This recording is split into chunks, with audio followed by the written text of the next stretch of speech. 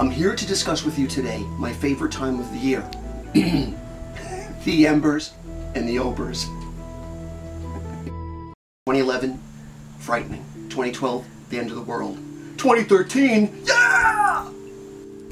You know, everybody's talking, of course, about the end of the world. I've done my past 3-4 videos on YouTube on the end of the world. You know, I packed a go bag back in Atlantis. So it's sort of like, I don't need a piece of paper coming in the mail telling me how to put a flashlight or a bottle of water in a plastic bag or a Band-Aid. You can run, but you can't hide. If you are in, or rather close to the East Coast, you're going to be flooded. There's going to be a hurricane, there's going to be a tornado. You can go anywhere you want to go, anywhere in the world, and it's going to be rattling, it's going to be rumbling, it's Lady Gaia, it's Mother Earth. So if there's going to be a go bag of any sort that's happening in your vibrational field, it better be going on inside your head. It better be happening spiritually. It's important to be kind and to be charitable now more than ever and to be altruistic. This entire month of August, late harvest, Nancy and I have done everything. We had planted way back when in the beginning of the year, when the garden was in its infancy, all the peppers and the cucumbers and tomatoes and eggplants, pearly white, purple ones, you name it. And after gathering, which is a lot of hard work to plant, to de-weed, to grow, to nurture, to harvest these plants, and ultimately this month we gave so much away to people that we love, our neighbors, elderly people, the infirmed that we know can't get out of their house very easily because of Parkinson's disease and other things, so that at least if they had no electricity and there was maybe no water, they could at least make themselves a delicious tomato sandwich, and tomatoes last a good long time. So we gave them a lot of ripe fruit, as well as some that would take about a week to get themselves in order, so that there was plenty of time to have something to eat. This is just human kindness, and this is the lesson that we are approaching in 2012, in my YouTube video advancement to 2012. The lesson is to get spiritually in tune with that deep essence of your true identity of caring. So, what are you doing with your life? Are you indeed accelerating your higher consciousness? Are you becoming illuminated? It was horrendous to see what happened when a hurricane like Irene came this way. These streets in my town were so flooded that there's film footage on Cablevision of people doing the backstroke, couples doing the backstroke down the block, just 2 blocks from my house. It was awful. And the behavior of a few was horrendous. I mean, what? We're having an argument and a fight and possibly a bloodbath over who's going to get the last box of blueberry Pop-Tarts at Stomp and Shomp? It's like, come on! But, you know, not everyone was like that. It's just that the few that do behave in an ill-dignified manner always get, of course, special attention. But, I mean, it just stands out because it's so animalistic, and not in the good way. In the way that's horrendous. That's, what is it? The will of the strongest, or, I don't know. It's horrendous, but never us mind that. We gotta get ourselves into the state of illumination, and we must stay there now. There's no going back. We must stay there. It has to be about what is charitable and what is kind, and what are we doing to keep our center and our zen, no matter what's gonna happen. And a lot more is gonna happen. No matter what the earth changes are going through. The cycles of time, though, thank God for the moment, are still the same. And that's why I want to bring it back to the Embers and Obers. I love September, October, November, and December. I love all the seasons, and you know I love all the zodiac signs, and I love all the fragrances, and I like all the crystals. But the Embers and Obers, there's something very unique about it. I love that transition from the strength of summer, just giving way to color. In my lifetime, I have given so much of my life to September and October. I think that's the most beautiful time of the year, when those colors start to turn those gorgeous ochres and oranges and burnt siennas and umbers. It's fantastic, and you know, I'm not complaining giving all of my life and my energy to that time of the year. That's the time of the year I got married, That's a time of the year I was born. That's a time of year so many of my friends had taken their first breath. How could you not? The air is so crisp. That's the kind of energy you want to bring to yourself, is that sense of anticipation. It's interesting. Anticipation that the season represents a sort of harvest, a major harvest, but also a dying down of summer in a way. I guess because I'm such a spiritual dude and I'm so into the energy that lies behind all of the noise of nature, it's nice to start to pick up what I think that we might be getting on the mic of this little camera right now. The crickets are singing already. So here we are at about 3:30ish in the afternoon. The moon has entered Libra. Jupiter's going retrograde today, and we're starting to get a symphony. By tonight, those crickets are going to be so loud because the weather's cold and they're going to start to make their little songs. And you know what? It's lovely. It's just, there's something about that maturity that I love. That's why I love this house so much, because all of the 300-year-old oaks that surround it, and there are way too many, but they're mature trees. They're around 300 years old. I've heard it said, I don't know if it's true or not, that oaks take about 200 years to live and 200 years to die. So they and I perhaps have some time left. The two babies, Troy and Maximo, have either are taking a bath or resting comfortably now after some chicken pieces. This cat is beautiful, by the way. His eyes, when the sun hit it, when the autumn sun hits it, purple flecks. Anyway, you know, these little acts of kindness. Here's an example. When that storm hit this house, and we were terrified, because when we had 70-mile-per-hour gusts here in town 2 years ago, I lost 350-foot oaks, had to have this knee operated on, will have to have my hip done, and a whole lot of other things. So I was fortunate enough to have a kind of friend like him, where I could go to his house, bring my cats. His mother's eyes lit up when she saw them. It brought a lot of joy to the house, and they were so well behaved. But it's so, these are the moments now in time where you really get to understand who your real friends are, who you can depend on. I don't want to say who you have to abandon necessarily or let go, but you can certainly now start to prioritize. You can love everybody, but now you can expressly know who's really there for you. Who must you really embrace more than ever? I've always given my lectures and workshops on treasuring everything and everyone. It's just that now it matters more than ever. The treasuring, it is everything. It is all. So, it's time now even to determine it seems sometimes like the essence is nigh, it's here, it's now, it's a time to act. Everything's rather expedited. It's time to take stock of even, who are you?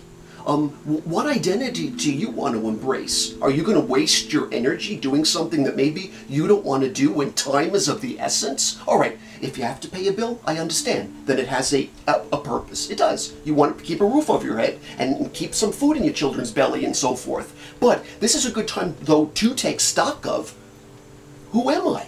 What do I want to do with till the so-called end of times, whenever they may be? We'd be foolish not to think we are now going to continue to be tested by Mother Earth. But as I said in the video Advancing to 2012, and even Emotions and Numbers and all sorts of YouTube videos we've done recently, quite lush and lovely, but they're all about the coming of the Golden Age. As you all know, an end is another beginning. It's going to be all right.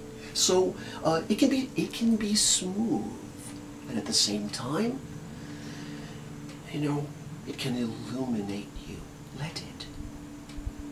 So, again, when it comes back to that notion of the Embers, the Obers, and the so-called go bag, let the energy have a lot more to do with where are you at spiritually. Are you in a good place? Are you projecting love? Are you being kind to people around you? And it's not necessarily that you're going to be treated kindly in return by some people. Some people panic. They're not spiritually inclined. They really don't know what to do with something they can't hardly make sense of. It's not what they're used to. I went outside to clean up after the storm this week, and I'm on one crutch holding myself up, and with my good hand, what's left of it, picking up all these branches, bags and bags and bags of it.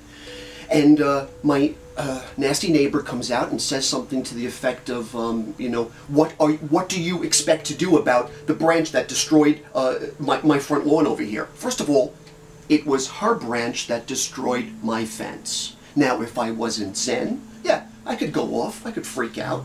But, you know, it doesn't pay. I just ultimately had to tell her, look up there and see where the branch broke. That's your tree. That's your piece of oak, as big as, by the way, 3-lane car lengths and as wide as this couch.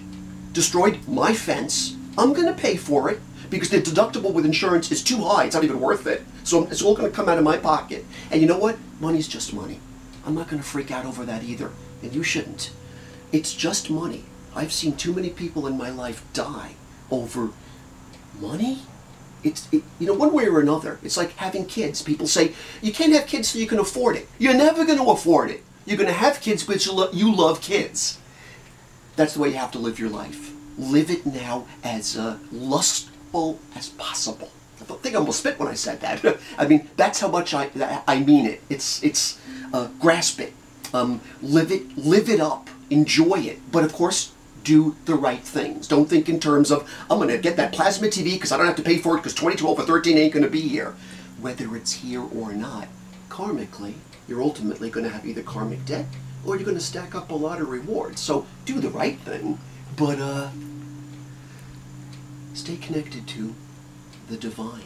And if you can do that, which I can do, you can really become quite in tune with higher illuminated energy fields and then even project very powerful essences. Connect with those that you love. Wow, they're soaring tree branches outside right now as we're speaking, but it's cleanup time. So remember now, in the upcoming Embers and Obers, your spiritual go bag has to be your Zen, your centeredness, your unconditional love, your ability to handle challenges, being there to listen to people as they tell you sometimes what they're going through, and listen sympathetically. Really listen. You can learn when you listen from others. Ask them what they need. Treasure them. Some people don't know how to ask for it, but they do need to know that they're treasured. So, you know, all the other things matter too. These cats are doing acrobatics over here. Do all the things that you can do to physically insulate your comfort. But absolutely do not forget the greater lesson here, which is finding your divine center. And with those words said, let's see what the Omniverse has to say about such things. Okay. All right, let's see what they have to say.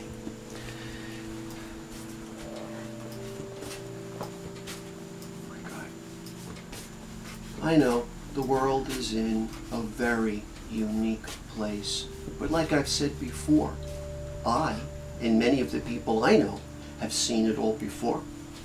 In some Atlantean place, or maybe in some sort of clairvoyant sense of the future. It's not worth processing anymore, it's just happening. But as we speak about all these things, and finding your kindness and your charitableness, and your Zen, and your balance, and connecting to God, Goddess, whatever the high powers are, well, the universe says, and here's something you should know about it, first of three. Number one, be clear intellectually. Now, this is a very old painting of mine, but I wrote on it, absolutely tap into your clearness, your openness, and your truthfulness. I think now more than ever, we're all becoming extremely truthful. We are rising well above our moods and emotions. Others might say, you're just in a mood. I don't think it's a mood for anyone anymore, whatever vibe we're in. I think we're all entering into the epic of our truth. And people can describe it any way they want as you're just being rebellious. But the point is, it's really you accessing your absolute truth, and good for you. You are really, and you and the earth together, the macrocosm and the microcosm, you are really dismantling the old in favor of building up something so much stronger. The coming of the golden age. Okay, that's it. And it's very intellectual, it's cerebral, it's swords. Swords float through the air, it's your thoughts. That's where it starts. Or at least that's our response when Mother Earth does what she does. The next vibrational field says this. Número dos. and then a great wealth can be yours. Interesting that the colors of Embers and Obers. 10 gems, 10 coins. This was once actually a well-worn amulet that was worn on the breastplates of the great pharaohs, kings. Now, by the way, those that might not know how to read very well would simply think that Mercury in Virgo, which is ruled by this wealth, 10 coins or gems, means money. It very rarely means money. It represents inner and outer wealth. The notion that if you have any wealth really on earth, well, there's the third card. If you have any real wealth, it's coming from the interior. The interior you is ultimately projecting and creating and manifesting your outer world. So, you're responsible for this beautiful world. You can make it so. Let's pick up on the floor. The third vibe of the Grand Trine that fell to the floor. Interesting, it's this color. Okay. And the vibes say lastly. Interesting. It's the green man of the forest. I don't think I've seen this painting in quite some time since I've done public readings now for a full year. It's a very interesting painting of mine. Quite yang. It shows a gentleman, it reminds me a little bit of my dad. It shows a gentleman reclining under a giant tree. We all know how many trees have been lost, and I love trees. There's so much spirit in trees. But here he is under a beautiful tree by a river with an elk in the distance. He's contemplating nature. He's at peace with nature. Let's face it, that's what it's all about. Just interesting, those colors. Can't get over it.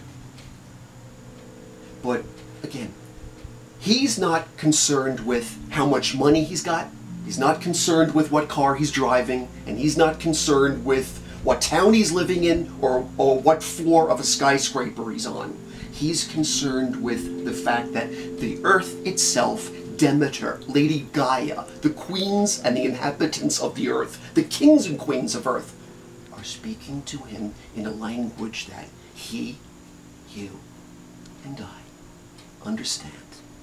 So, we will continue to experience all the next coming storms. I don't know what's next. I-L-M-N, Louis, Oscar, Parvati, not Parvati, Parma, Nicholas, who knows? But the notion is there's going to be a lot more storms, there's going to be a lot more earth changes. May you be safe. May you be insulated. May you find great peace. May you be able to sleep at night knowing that your conscience says you're a good person, because you are, and continue to stay.